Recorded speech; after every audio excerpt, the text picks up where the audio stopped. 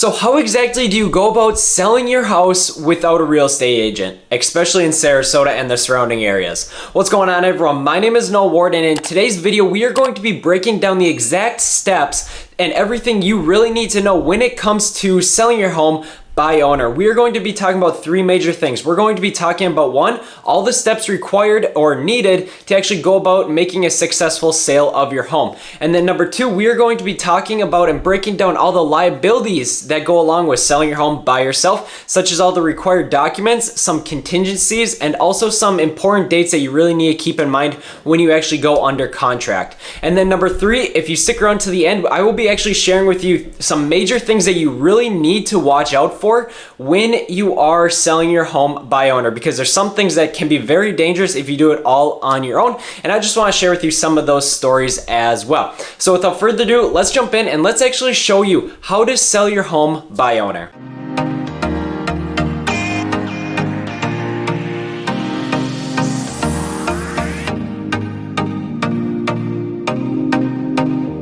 The first step when you're selling your house by owner is make sure your house is well prepared. So you know that huge long to-do list that you had sitting up, piling up for the past couple months now, or maybe the past couple years of everything you really need to get done in your house. Now it's time to pull that out and start checking off those items on that checklist. The reason being is that, for example, like get all your appliances, make sure they're all in working order, make sure your water heater's in working order, make sure that there are no holes in the walls, no like broken tiles, because when a buyer comes through and they see like, oh, there's a broken tile here or there's maybe a hole here, what else are they missing in this house before they actually buy the house? So it's gonna make the buyer second guess if they wanna buy your house or not. And then the other thing is just to make sure your curb appeal is actually appealing to the buyer, because when buyers first pull up, that's the first thing they see is your overall curb appeal. And so I recommend also you could hire like a handyman if you are short on time as well to solve all of those issues on your checklist. So the second step, and probably one of the more important steps, is actually getting professional photography and videography done for your home. So now this cost can range anywhere from a couple $100s to $500+. It really all will depend on the photo quality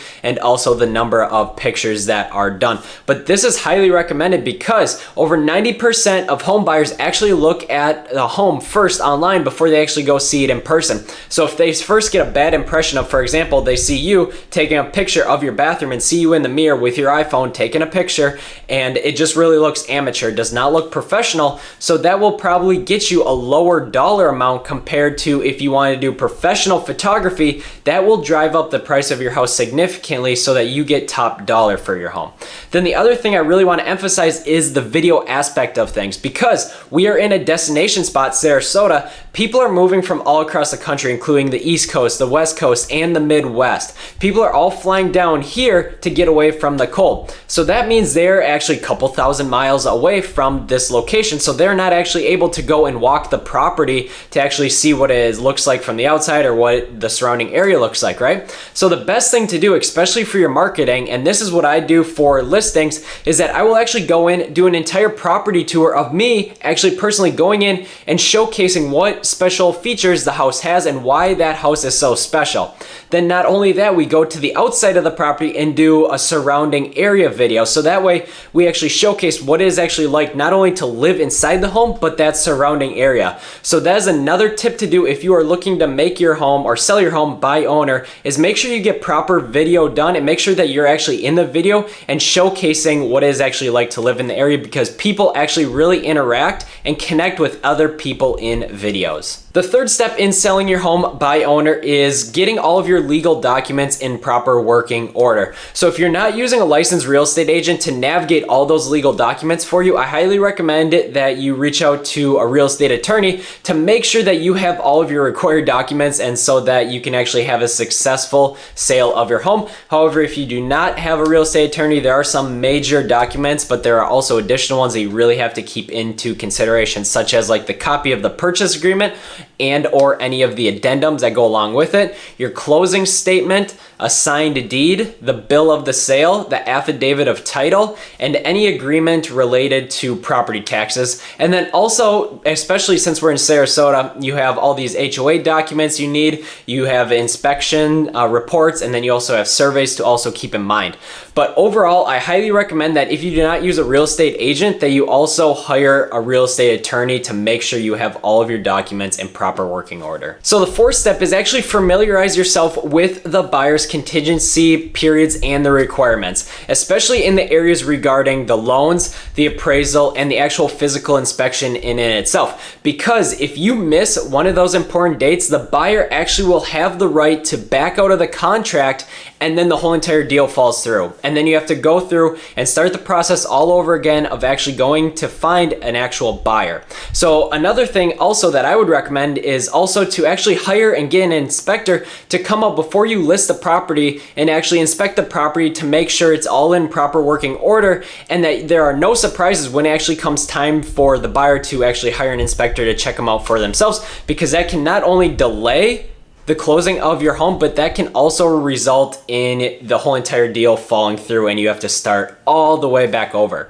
So what I usually do with my clients is that we usually talk it over. We actually create calendar dates, and I usually set email reminders to make sure that all these dates are never missed. And so I also highly recommend getting on your calendar and actually putting down those inspection contingency dates and those requirements as well, so that you make sure that you do not miss any of those dates ever again. The fifth step is actually going about finding comparable properties in your local area. So that means like going and checking out properties that have sold within like the half mile or mile mark, right? And you want to make sure that you're actually finding 3 to 6 different comparable properties that have sold within the past 3 to 6 months. The reason why I say 3 months is because our market is so fast moving right now that even comps that were 6 months old may actually be inaccurate to what you can actually get for your house right now. The other tip is actually going about and looking at all the homes that are actually for sale right now that are on the market to actually get a good idea of what your competition is looking like. Now, you cannot really use this successfully to actually plan out what you're going to price your home, since that home has not sold yet. However, it gives you a good idea of what exactly your competition looks like and what maybe they are doing a little bit better than yours to get more eyeballs on their property. But I do really want to emphasize that it is super important to pick the right listing price and not have an overinflated or underinflated price. The reason being is that when a house sits on the market for too long, it becomes what we can call a stale listing. And a stale listing gets hardly any eyes on it, because when buyers actually go about seeing like, oh, this house has been on the market for 70 plus days and it looks gorgeous, but people are like, what's exactly wrong with the property? What did other people see in it that I'm not seeing, right? So they should just skip it, right? So it's crucial that you do not price your property too high, because if your property sits on the market for too long, even though there may not be anything wrong with it, you may eventually actually get a really lowball offer. So that wraps up the 5 major steps of actually going about putting your house on the market and getting it ready for sale. But now I want to talk about the major things you need to watch out for when it actually comes time to putting your home on the market. Some of these things are actually really dangerous to do, and so I want to help you navigate them and make sure you have a successful sale of your home. So the first major thing is you will get a lot of agents that are going to be calling you. They're going to see your home on Zillow listed for sale by owner, and they're going to give you a call and say, hey, can I come check out this property? I have a buyer that may be interested, right? So that's usually a common tactic that real estate agents use to try to get their foot in the door. So what I would recommend is just ask them if they have a pre-approval letter for your buyer, so that you actually know they have a pre-approved buyer and is ready and willing to purchase your home if they do indeed like it. Number 2 is wholesalers and investors. So now if you don't have a real estate agent managing all of these calls for you, you are going to get the calls from the wholesalers and the investors saying that they're gonna buy your home cash, right? However, they are going to buy it for 70% of its value or even 60% of its value to make sure that they make a profit. So that is another thing to stay away from if you at least want to get top dollar for your home. So the third and final thing to watch out for, and probably the most dangerous, is actually hosting open houses. So that may sound like it's not dangerous at all. However, it can be very dangerous, especially for real estate agents, but even more so for sale by owners. This is because when people see, oh, there's an open house, there's a for sale by owner, especially open house, they're going to feel like, especially if they are like a criminal, that they feel that they can take advantage of the person that's in the house, because most likely there's only one person in there and the doors are all unlocked. So what happens is that the person's going to go in, they're going to seem friendly, and they might burglarize your house, they may steal from you, or they may assault you, especially if you're a woman. So I would highly recommend that if you are doing a for sale by owner open house, that you actually have a friend at the open house with you, or have cameras, or keep your door locked and say, please knock, stuff like that, to make sure that you are secure. Because also, people may come in and they may case the joint, which means like they basically will look in, they will go around and actually look for, you know, cracks in your house that they can actually break into, like not cracks, but I mean like actual like weak points in your house that they can actually break into eventually and steal some things when you're not home, right? So that's another thing that real estate agents look out for when people are actually showing and doing open houses. Make sure and look at the demeanor of people